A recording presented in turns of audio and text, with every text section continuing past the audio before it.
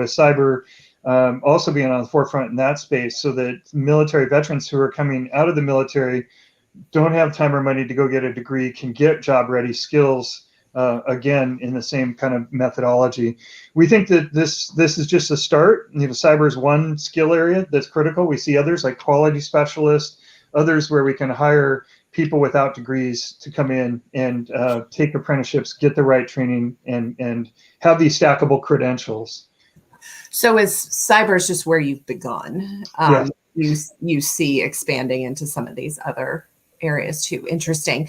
So Dr. Schultz and John, I'm not sure who might be best to answer this, but how have you seen your work change over the last year, or your partnerships with companies? Has it meant growth for you or a different kind of partnership? Yeah, so I'll take that one initially, and John, you can follow up. But yeah, it really has changed recently, especially with some of the more dynamic attacks here. And again, I think the bigger issue here is with these latest attacks, what we've seen is the need for cybersecurity personnel go up, not down. And so while right now there are about 600,000 positions unfilled, we're seeing that rise. It'll probably cross 1 million positions unfilled right now. And so, key here is just, making sure that, these different companies can actually, have staff on site that can handle the latest attacks. The other thing I'd mention is that things have really shifted from, as you've noticed throughout COVID, suddenly there's been a massive cloud migration. So many people are going off their on-site systems to remote or to cloud-based systems. And so, a lot of these companies do not have the expertise in those areas. And that's not an expertise that's been trained on, for a lot of schools. And so what we're seeing is just almost a disruptive shift in terms of the skills that are required. And that's really what's driven us over the last year to look at, how we accelerate programs, how we train people very rapidly to be able to adjust to kind of these tectonic shifts that are going on right now. Well, and I think you said something earlier, John, you may have said this, you're able to train somebody who's never had experience in cyber before. And I think that's exactly what we're talking about today, is we have a massive number of people who are unemployed, whose jobs have gone away or not coming back. This is a field where you can take somebody with little to no experience, and as you just said, 600,000 to 1 million jobs. I mean, this is an in-demand field, right? It is, and I've taken a few folks in the last couple of years that just came in with no experience whatsoever. And they quickly learn if you're training them right and working with them, giving them the hands-on experience. And it's just not, the initial training. The other thing, we're looking at providing is cyber is a continuous training. When you become an alumni from us, are we done with you? No. You need to continually learn. I know I do. I spend a lot of time at night sitting there learning new stuff. So that's something else that we're looking to provide, is after you've become an alumni, to keep working with you on the latest threats and risks and stuff like that. That's fantastic. Well, I think we could go on. We could continue this conversation for another hour, I'm sure. And we've certainly seen time and again that when employers invest in their talent strategy as a key part of their business strategy, it's certainly sort of a win-win for the company and workers. So I want to thank you, Michael, John, Craig, for illustrating how employers and training partners can play to their respective strengths and build those effective talent pipelines. Thank you guys so much for being here. Appreciate your time. Thank you. You're welcome. And now we have the privilege of being joined by Lisa Gevelbehr. She is the Vice President of Grow with Google and Chief Marketing Officer of the Americas region for Google. Grow with Google has certainly been front and center of late, particularly as communities look to bolster their recovery efforts. We've certainly been tracking their efforts since their inception, and we're so grateful to have Lisa here with us to join us today. Hi, Lisa. Thanks so much. Hey, Cheryl. Thanks so much for having me. Absolutely. So I mentioned we've sort of been tracking your work for, I guess you launched in 2017. So just tell us a little bit about Grow with Google, and then also, since you first launched, how has it shifted over this past year with the pandemic? Sure. Yeah. As you said, we started in 2017 on a mission to make sure that the opportunities that are created by technology are truly available to everyone. And really, Grow with Google is our economic opportunity initiative. And our focus has always actually been, how do we help the 2/3 of Americans without a college degree get access to great jobs, right? There are 80 million American workers who don't have a degree and who feel like great jobs have been out of reach for them. And of course, the pandemic just accelerated the need for things like this, because as you can imagine, folks without college degrees were the most impacted. But all of the pandemic stuff just really accelerated trends that were already happening. 2/3 of jobs in America require mid and high level digital skills. And actually, PwC did a recent study with CEOs who said that one of the biggest threats to the growth of their companies was actually their inability to find people with the right skills for the job. And so at Grow with Google, we've done a bunch of things, but one of the things that I think is most impactful is our career certificate program. And basically that program trains people for in-demand, high growth, high paying jobs, regardless of their educational or work experience, and puts them into those fields. And we teach, 4 fields right now, which actually have 1.3 million open jobs in the US right now. And those are IT support, data analytics, user experience design, and project management. So there's lots of jobs all over the country, not just on the coasts, in those 4 fields. All of our certificates, are built by Google employees with decades of years of experience in the fields, but then we vet all of the curriculum with employers. And I think one of the things that's really special about this program is not only are we teaching working Americans how to get the skills for these jobs that are, going to be growing for years to come, but we have employers who have been really engaged in the program with us. We have over 130 employers who are eager to hire these Google Career Certificate graduates. And so I think that's, really meaningful. And we're off to a really good start. We've graduated 50,000 people in just IT support, just the one field already. That was the first certificate that we launched. And so with all these employers eager to hire graduates, I think we're really going to make a difference in creating economic opportunity and mobility for everyone.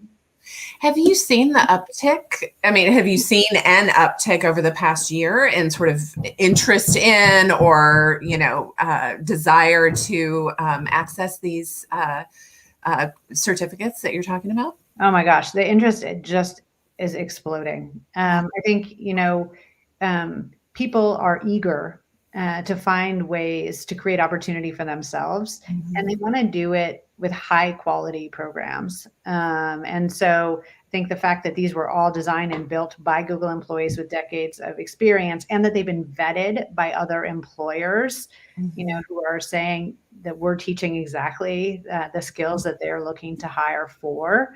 And then we have this hiring consortium of companies on the back end, really makes our program quite unique. And so we are seeing gigantic enrollment and uptake across all of the career fields that I was just talking about. And we're super eager to work with, more and more employers. Now we're actually getting a lot of inbound interest from companies who not just want to hire, which is amazing. And we have, hiring commitments. Some companies have committed to hire hundreds and even thousands of our graduates. But we're seeing a new trend, which is that a lot of companies are reaching out to reskill their existing employees, really forward-thinking companies who realize that this is a, inexpensive, incredibly high ROI way to offer retraining for their existing workforces. And that's something that we're really excited about. I think, our ability to train plus these employers' investment in their own employees is, a breakthrough investment for American workers. And we're super excited. If there's anyone on this session who's interested in, talking with us more about this reskilling or hiring, like, we're super eager to talk to you. You can either email me personally. It's just my last name at google.com, gavelber@google.com. That's my email.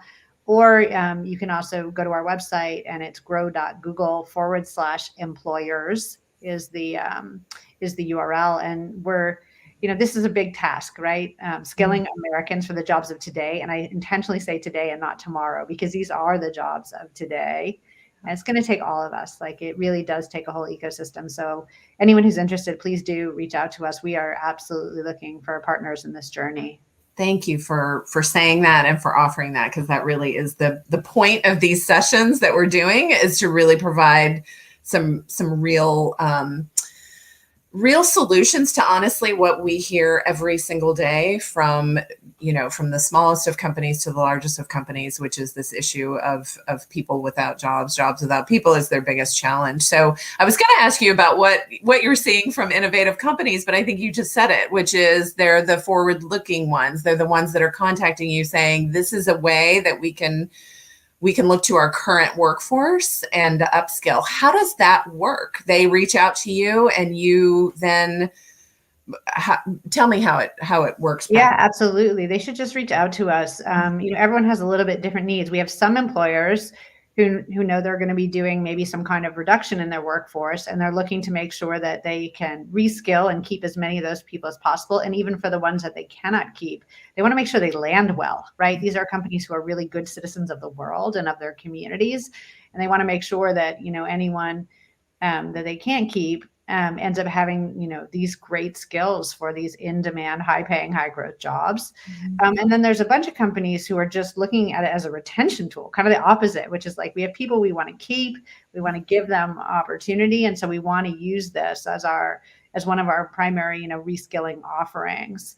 And all of these certificates were built for working people, meaning they're all on demand. They're, most people finish in 3 to 6 months of part-time study, and they're really made for, people who already have jobs to, quickly reskill themselves. But they're very rigorous. So each of the certificates we offer has over 100 hours of content, but also over 100 assessments, so that that when someone graduates with one of these certificates, like, they really know their stuff. And that was really important to us. We're not looking to make a lot of digital badges. Our goal is economic mobility. We're looking for people to get and succeed in these high growth job fields. And that's why the certificates are deliberately quite rigorous. So we had a question from the audience, which I thought was an interesting one, which is, how do your certificate programs address necessary sort of employability skills like teamwork? Is that sort of built into the certificates? Yeah, our certificates teach not just specific subject matter expertise, although that is a crucial part of them. They teach, critical thinking and problem solving and communication. And then the other thing that I think is really special is you finish these certificates with assets. Meaning, let's say you do the user experience design certificate, you finish with a portfolio of assets you've created as part of doing the certificate, and you've built a website that holds your portfolio. So then when you go to look for a job, one of the things that people look for in a designer is, where's your portfolio? And same for the project management and data analytics certificate. Like, you leave those certificates having done some of those, for example, data analyses, and with your report on your actual analysis, so you can showcase that to employers. And we got some of those assessments and some of those exercises from other employers like Deloitte, who gave us some of the assessments they use to ensure that people are proficient with SQL and R and the other tools used in data analytics. So not only do we have input from employers, ensuring that people, are assessed at the skills that are necessary, but there's actual output that people can take into their job interviews. They have something to show for it, as well as having the certificate itself. And then we also provide job seekers with a full package from Big Interview, where they get to practice interview skills. We give them 1 year of free Big Interview training, which is like a $900 value. You get it for free for doing the certificate. And then we provide you with other things like resume templates that are specific to these particular job fields, so that you know how to translate what you just learned onto paper and can effectively communicate about the skills that you're capable of. So really trying to help the job seeker put together the whole package so that they can effectively communicate all the goodness that they're bringing to these employers. That is fantastic. So I'm curious about this. How do you think this is sort of Google's entrance into the skilling and certification sort of broader ecosystem? How is this going to impact traditional post-secondary education more broadly? I mean, it feels like the future, right? I mean, this is you know, you're filling a need, you're able to be sort of nimble and responsive. Like, how do you think it will impact that sort of broader ecosystem? Yeah, you know, it's super interesting. So as I said, we started kind of on this mission to make sure that people who don't have a college degree have the same access to these great jobs. And 60% of our graduates are those people without a college degree, but 40% of our graduates have a degree. And it's super interesting. If you look at burning glass data, for example, I think the Wall Street Journal recently published an article about this. Someone like me, so I actually have a bachelor's in psychology. If someone is graduating with a psychology degree today, on average, they make $39,000 a year as a starting income. But if they graduate with a degree in psychology, but also have a data analytics certificate, they graduate with an income of $60,000 a year. And they have hundreds of thousands of more jobs available to them, right? And so what we're really seeing, 40% of our graduates today have a degree. This burning glass data showcases also that the power of these additional certificates can mean that graduates are more employable at higher salaries. And so just as we've seen forward-thinking employers, we have so many forward-thinking institutions now coming to us. And we've announced already partnerships with Northeastern and SUNY and Purdue University, all of whom are giving credit to students who take and complete the Google Career Certificate programs. And we're super excited. There's a bunch more of those conversations happening that I can't announce the specifics of today, but we're talking to a lot of four-year institutions. We already have a partnership with over 100 community colleges. We expect we'll double that in the near future. And then we previously announced that we are entering career and technical high schools as well. And we hope to have 100 career and technical high schools up and running. We have several already up and going. And now regular high schools have started to reach out to us. So at the end of the day, this problem of making sure that Americans have the skills they need for these high-paying, high-growth jobs, it's an ecosystem problem, and none of us are going to solve it alone. And so we're working with employers. We are working with educational institutions of all sorts. We're working with the workforce boards in our communities, really making sure that especially unemployed Americans have free access to the Google Career Certificates. And so we really encourage partners to reach out. Again, my personal email is gavelber@Google. It's my last name, gavelber@google.com. And we really hope that folks will reach out to us, because I think that's how we'll make the biggest difference, is really coming at it as a whole ecosystem together. And we'll put that in the chat so folks have it. And I think it feels like there's a huge opportunity with the amount of federal investment that's flowing to states over the last few months with the American Rescue Plan dollars. There's some flexibility, I know, with states and how those are used and whether they will prioritize workforce and workforce training. And this seems like the perfect match, right?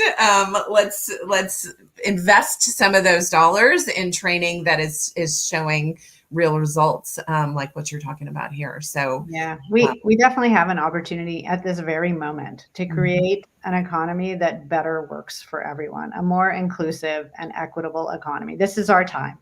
Yeah. And we all need to step up together to deliver on that. Absolutely. So one quick question, because I know you've got a great partnership with our colleagues at the Chamber Foundation in hiring our heroes. Talk a little bit about that and how sort of this just issue of upskilling and reskilling is really important to the veteran community or the returning veteran community, and what is Grow with Google doing to support that? Yeah, we love working with hiring our heroes, and we've been doing it for several years, as you say. When we started Grow with Google and we looked at where we could make a big impact in economic opportunity, transitioning service members were a big and obvious choice, as well as military spouses. And so we've done a whole bunch of things over the past few years. And one of my favorite things is we built right into the Google search box the ability for transitioning service members to find jobs that use similar skills to the ones they used in the military by just simply typing in jobs for veterans. And then it pops up a second box where you can enter your military occupation specialty code, the thing you were trained to do in the military, the job field you were trained for in the military. And then we'll show you jobs that are open right now that use similar skills. And it really expands people's understanding of what they could go do and gives them immediate access to jobs that are open right now that leverage similar skills. One of the other things we did a few years ago is allow small businesses, because I know 9% of American small businesses are veteran-led businesses, to put a badge right on their Google business page that says that they're veteran-led. So folks can really support the veteran-led businesses, inside and outside of their community. But we also partnered with Hiring Our Heroes to do a career roadmap for military spouses. We all know how hard it is if you're a military spouse, because you're often, moving so frequently that it's hard to keep your career up and going. And so we created with Hiring Our Heroes this military spouse career roadmap tool to help people think about various career options and their career mobility. And I actually also think really these career certificates are ideal for military spouses because they are an industry recognized portable credential, right? So unlike state licensing, where when you move states, it's super hard to get relicensed, which I know is the case for so many. It's a portable credential that you can take anywhere with you. And so I think for military spouses, the Google career certificates are also really, really good option. Well, I just want to say thank you for that support of Hiring Our Heroes for so many years, and just the partnership that we've had over the years, and want to continue that. And if there are folks, again, I hope you'll take Lisa up on her offer. Please reach out to her directly. It's fantastic work, and I know under your leadership, it will just continue to expand and reach more and more folks and impact countless lives. So thank you so much for all of this great information today and for joining us, Lisa. Of course, it's my pleasure. Thank you so much for your amazing partnership. Thank you. And lastly, but certainly not least, I have the pleasure of welcoming Gabe Dalporto, the Chief Executive Officer of Udacity. Udacity, an early player in offering online courses, has continued to evolve to meet the needs of the market. Gabe, I want to thank you for being with us today and joining with us. Oh, there he is, the lovely surprises with virtual events. I was like, you don't look like Gabe. That looks like my colleague, Jamie. Thank you so much for being here. Really, really appreciate your time. Totally my pleasure. And thank you for having me. Absolutely. So you guys are certainly, Udacity, impressive in both the number of programs that you offer as well as the number of graduates that you can claim. But we both know sort of the real important piece to that is how a person's education and training is actually linking them to a job. So talk a little bit about the priority that you have given that and how you all do that at Udacity. Yeah, so Udacity, we kind of think of ourselves as a talent transformation platform, and really we want to be the fastest, most effective way to get job-ready skills, right? So getting people ready to deploy their skills on the job day one, and we to do that we really start with building our programs around a job resume. We start with, if you want to be an Android app developer, what does your resume look like? And then how do we actually get you skills building those programs and doing the work so that you're not just having watched a video or taken a quiz, but you've actually built an Android app as an example. So really I think from our perspective, the critical thing is understanding how do we attach the critical needs of a business or a consumer, like where do they want to go with their career, what outcomes do you want, and then how do you build programs from scratch with that in mind. And talk a little bit about your business partnerships. So, I mean, you obviously that is the thing I knew about Udacity before I knew much was partnerships with real employers, right? Meeting their needs directly, working with them to make sure that what you're delivering is what they need. Talk about that for a minute. Yeah, and we really are built with industry for industry, and maybe an example would be helpful. We work with Shell, and Shell is a very large oil company. An energy company, and Shell came to us and said, we operate in 70 countries. We have a small central decision science group that's just not capable of servicing the data needs of 70 countries. We need to get machine learning and data science out into the field. We have an asset, which is a bunch of geological, civil, structural engineers. They know math, they don't understand data science. Can you work with us to get those guys skilled up? So they can deploy those skills out into the field. And so we created a custom learning track for that target audience. We got them trained on data science, got them trained on machine learning. They went out into the field globally. Some of the first graduates from our programs then took those skills, built a machine learning model that took live streaming sensor data from every rig across the planet. And they were able to predict mechanical failure 2 weeks in advance, get the equipment out into the field ahead of time, avoid outages, and every one of those avoided outages saved them $2 million, $100 million to date. And so for us, success looks like that. It's identifying what are the mission critical things a business needs to do to be successful, where you don't have the talent to achieve that goal. How do we create custom programs with you, deliver those programs, and actually measure the ROI impact? So you may have just answered this question for me, but I'm curious if you'd say something else, which is why should employers be thinking about reskilling and upskilling as sort of a critical business strategy? I mean, the ROI being one right there. What else? Well, if you take a big view of this, $1.8 trillion is going to be spent this year on digital transformation. And really what companies and enterprises are trying to do is to transform themselves to compete in a technology forward world and not get disrupted by other countries, not get disrupted by other companies. Of that $1.8 trillion of digital transformation spend, $1 trillion will be wasted. And the number one reason it is wasted is because enterprises don't have the talent to implement those transformations. In fact, our data shows 83% of the global 2000 say they have a major skills gap, and 70% of them say they can't innovate because they don't have the talent to do it. And the hardest to fill areas are things like AI, machine learning, data science, cybersecurity, cloud computing, autonomous systems, software development. These are all, broadly speaking, digital transformation areas, and that's what's between them and success. And if I was to give, a piece of advice to a company of how to deal with this, is don't think of this as an employee benefit, right? If you do that, it won't work. What we see is very low adoption of employee-driven, reskilling and upskilling, very low graduation rates, and it's almost impossible to tie to ROI. Think about this and do what you do as a normal company, and make this an initiative and make this a strategy and treat it programmatically. Tie this to mission critical initiatives that you're struggling to staff. Build programs to specifically deliver the job skills you need to achieve those mission critical objectives. And then, work with someone like Udacity to help identify talent within your organization who can be successful at upskilling and achieving those standards.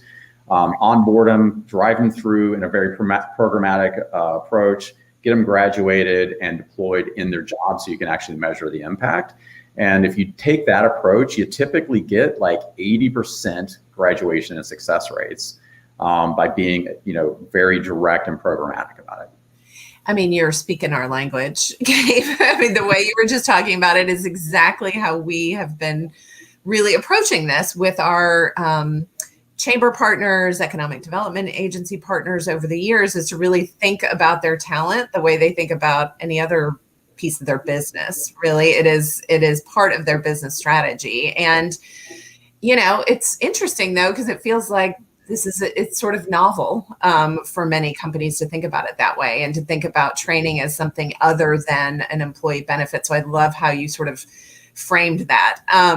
So we've talked in the past about this issue of digital skills and the need for digital skills, but it's not just the tech industry, obviously, that is in need of all of the things you just said: data scientists, coders, cybersecurity analysts. How should the non-tech industry leaders be thinking about digital skills in their workforce? Yeah, and the interesting thing is, if you're Google or you're Facebook, you don't have that much of a problem recruiting top talent. Like, you're an extremely attractive employer. You can pay more than anybody else on the planet. Those guys are fine. Yeah. If you're PNC Bank or you're Anglo-American Mining or you're like, you know, a less sexy organization, it is very, very hard to fill that talent. We just signed a major US bank who had posted 150 data scientist roles, and 6 months into recruiting for them, they had hired 8, right? And so really, this is not, in fact, this in a way is not at all for tech companies. They tend to do okay. It's for everybody else that's struggling to fill these roles. People like, you know, the automotive industry is being disrupted in a massive way by companies like Tesla, and auto manufacturers thought for years that it was all about the hardware. And it turns out it's not about the hardware in the future. It's really about the software and that, you know, infotainment system and environment and navigation and all this other stuff and self-driving.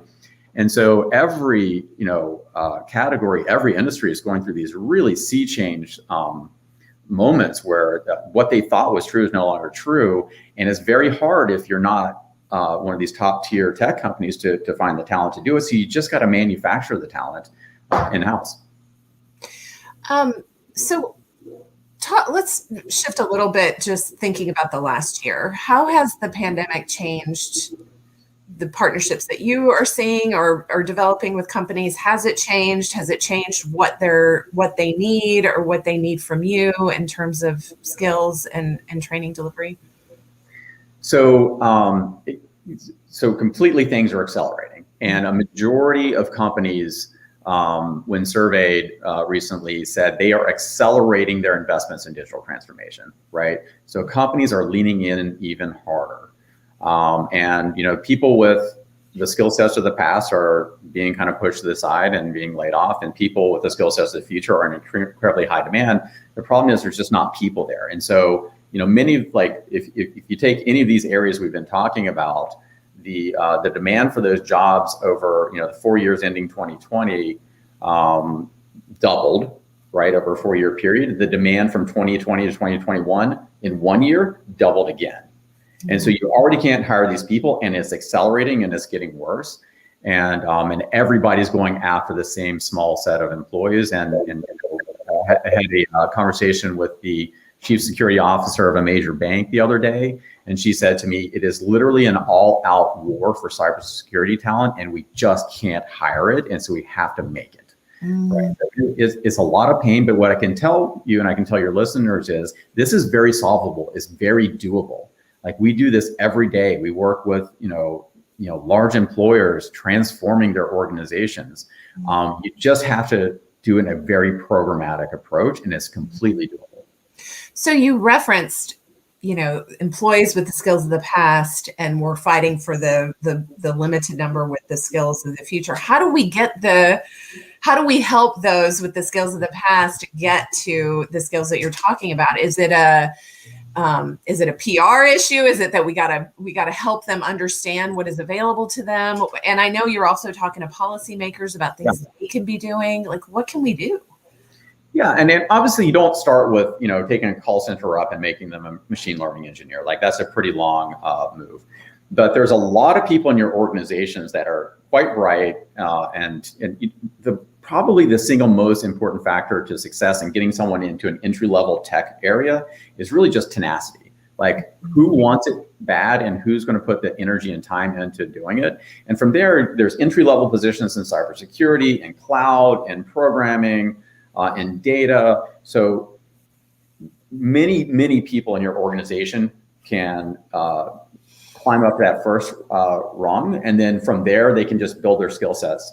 Now, if you want to create a machine learning engineer, you're probably going to take someone who is maybe a software engineer, or someone who was maybe just a, in the shell example, a geological civil engineer. Someone who has pretty good math skills, and then you put them on a program to kind of get them up the ladder. And it's not going to be overnight, but it can be pretty fast to get them functional, and then continue to invest in their training to get them state of the art. So all of this is taking a programmatic approach of really assessing and understanding the skill sets you have, assessing what you need, and then doing that mapping. And that's really what we do. Like, we help our clients do the assessments to figure out where people are, figure out what the next logical step in their career is, how that aligns to your open roles, and get them there.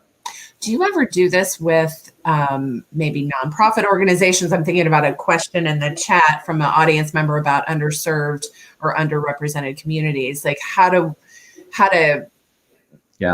provide, how to get access to those communities, to the types of things you're talking about. So that's literally our fastest growing segment right now. And we are working with nonprofits and employer CSR programs. So if you think about employers, they often have a pretty substantial budget on how do we invest in underrepresented communities and kind of make an impact.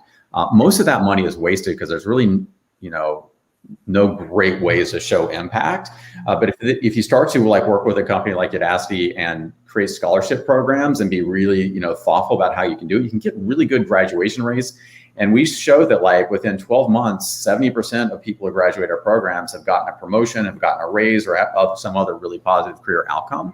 So if you think about just the accountability of that and the direct tie to human welfare and moving people along in their careers and getting underrepresented groups access to high-paying tech-forward careers and a career ladder, and not just some dead-end job, it's really impactful, and that is our fastest-growing segment. Is there a place where folks who might be interested in learning more about that or other pieces is it just udacity.com, or? We're happy to have anyone send me an email, gabe@udacity.com, and I'll make sure you get to the right person. Okay, perfect. So I want to ask another question. So one of your, I think, signature pieces is sort of the project-based learning piece of what you offer, which is something that I think is often missing. We love to see it. How does that work with online learning? And how does it sort of differ from sort of other similar, I guess, your competitors maybe? Yeah. So, I think we really are the only ones that start with an employable resume and work backwards. And I like to say you don't learn karate by watching Bruce Lee movies, and you don't learn machine learning by watching someone talk about machine learning. You learn by doing, and not just little coding snippets, but really doing it, taking software, applying it to massive data sets, applying machine learning algorithms, and delivering an outcome that someone would actually employ. And in our AI for Healthcare nano degree, your first project, you teach AI how to recognize pneumonia off a chest x-ray, which is applicable to COVID diagnostic and treatment. In our Android app developer nano degree, to graduate that program, you have to build an Android app, upload it to the Play Store, have it accepted by Google and published, right? And then we review it and make sure it works and it achieves the criteria. In our self-driving car engineer course, to graduate from that course, you have to literally upload your code into Udacity's self-driving car, which we have. And using your code, it drives around a course, stops when it goes on green, it doesn't hit stuff, so you get a job day one at Tesla. So really everything we build is around hands-on learning and execution in a pretty deep way. And that's truly how you learn. You learn by doing, you don't learn by watching videos. We also have a worldwide network of experts, so then when you get stuck on a problem, we can literally 24/7 at 2 a.m. on a Saturday morning, get you an answer to your coding question, or get you line by line code reviews of one of those projects in under 3 hours, 24/7. So it's a combination of those deep project-based learning skills tied to real outcomes someone would employ and use in their day-to-day job, and that supported approach with our worldwide network of experts. So I should have asked this at the beginning, but I want our audience to know just how deep you guys go. I mean, you're all over the world, right? I mean, is there any place you're not in? We've got students in 240 countries, and we work with businesses all over the planet. The United States is less than half of our revenue. We're really a substantial presence in Europe, throughout the Middle East. We have presence in Latin America and in Asia. So we're definitely a global platform. We work with employers all over the world, and really we're trying to find a way to bridge people from the past to the future. And we very much look forward to working with employers. We also work with nations to reskill their populations. We work with nonprofits to achieve their goals, and really the success for us is people. It's not that someone graduates from program. Success is when they get a new job, they get a promotion, they deliver value for a client, and have a better and more meaningful life. Well, thank you. So I think that's a great way to end. And I want to just say thank you. And we, look forward to continued conversations with you and your team and ways that we can either bring our employer network to you or our chamber network to you, and in ways in which we can partner, because I think we are aligned in those similar goals. So thank you so much for being here today, Gabe. Really appreciate you. It was a true pleasure, and thank you for having me. Absolutely. And we appreciate all our speakers today, Michael, John, Craig, Lisa, and Gabe, for joining us, but really for the positive difference each of them and their organizations are making in communities across the country. We certainly are well aware that the road to recovery is steep, but with the leadership of companies like Boeing, training providers like Udacity, Rapid Ascent, Grow with Google, we know that we're going to be able to get there, and we're going to be able to solve this sort of ever-present challenge of people without jobs and jobs without people. I want to thank our event sponsor, Deloitte, for making this conversation possible. And we look forward to hosting all of you again on our next event, which will be Tuesday, July 20th. Until then, thanks so much for joining us.